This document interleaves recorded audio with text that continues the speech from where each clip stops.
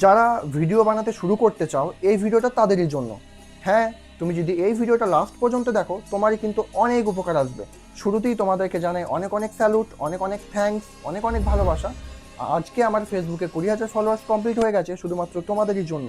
তো তোমরা যারা ভাবছো নতুন নতুন ভিডিও বানাতে শুরু করবো, তারা কি ভেবে নাও, আগে ভেবে নাও ভালো একটা ক্যামেরা ফোন কিনবো, আগে ভালো করে এডিটিং করা শিখবো, আগে নিজেকে পারফেক্ট বানাবো, আগে ভালোভাবে স্ক্রিপ্ট লেখা শিখবো, তারপরে ভিডিও বানাতে শুরু করবো।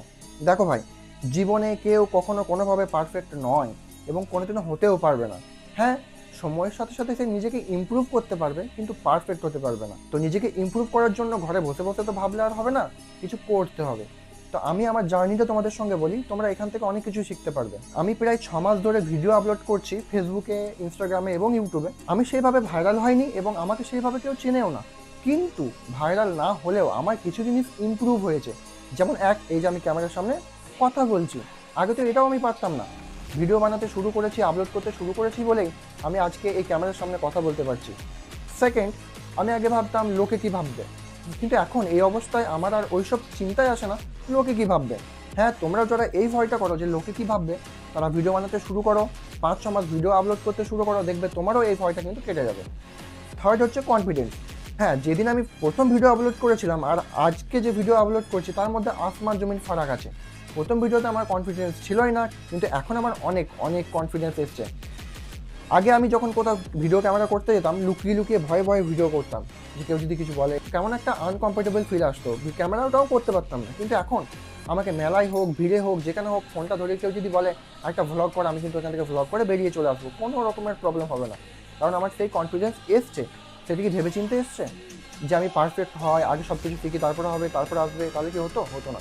আমি ভিডিও বানাতে শুরু করেছিলাম, শুরু করতে করতে করতে করতে আস্তে আস্তে সেই কনফিডেন্স চলে এসছে। তোমাদেরকে একটা কথাই বলবো, তোমরা যারা এখনও ভাবছো যে আগে পারফেক্ট বানাবো নিজেকে তারপর শুরু করবো, না। তোমরা যদি ভিডিও বানানো শুরু নাই করো, তোমরা এডিটিং ভালো করে শিখবে কী করে? তোমরা স্ক্রিপ্ট লেখা শিখবে কীভাবে?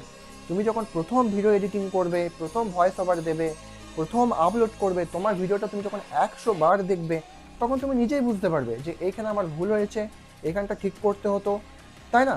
তবে তো তুমি ইমপ্রুভ করতে পারবে। তুমি শুধু যদি ভাবতে থাকো আমি নিজেকে ইমপ্রুভ করবো, হবে? হবে না।